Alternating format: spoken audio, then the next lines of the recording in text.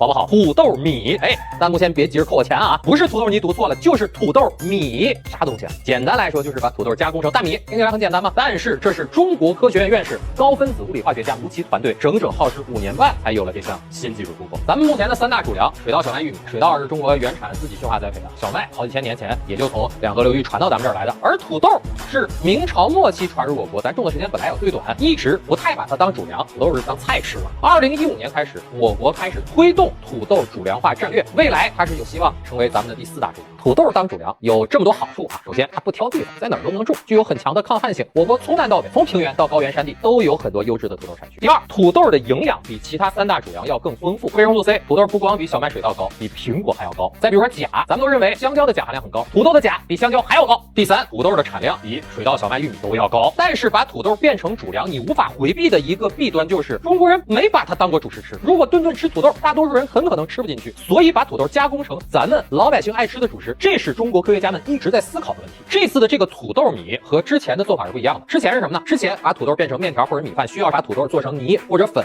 再和米粉、面粉混在一块再加工。这次的土豆米呢，是融合了大分子物理理论、食品大分子加工与高分子激素造粒技术。这个技术是从物理层面就改变了土豆的大分子特性，重塑了薯类作物的淀粉链，让土豆直接变大，而且呢还会保持土豆的各种营养。同时呢，咱们平常在家里头存放的土豆不是容易发芽氧化吗？土豆米也提高了土豆的储存时间，让土豆可以放得更久。接下来我们来说一下转化的效率啊。根据吴奇院士的介绍，用2.5吨土豆就能够加工1吨的土豆米，2.5比1。我算了一下啊，现在淀粉加工型的马铃薯，目前在实验田里边最高的亩产已经有超过13000斤的了。普通农户种植亩产4、5千斤问题不大，换算成这个土豆米呢，就是1亩2000斤啊。咱们对比一下水稻啊，水稻咱们如果按照亩产1200斤的水平来算，稻谷加工成大米，按照普通的损耗率，1200斤稻谷能够出700斤的大米。你看啊，2000对700，账面上来看，土豆米优势还是很大。现在啊，全国第1条土豆米生产线在云南省昭通市巧家县已经正式投产了。未来市场的接受度怎么样，我们还不知道，这肯定还需要时间来检验嘛。反正到时候如果这个商品上架的时候，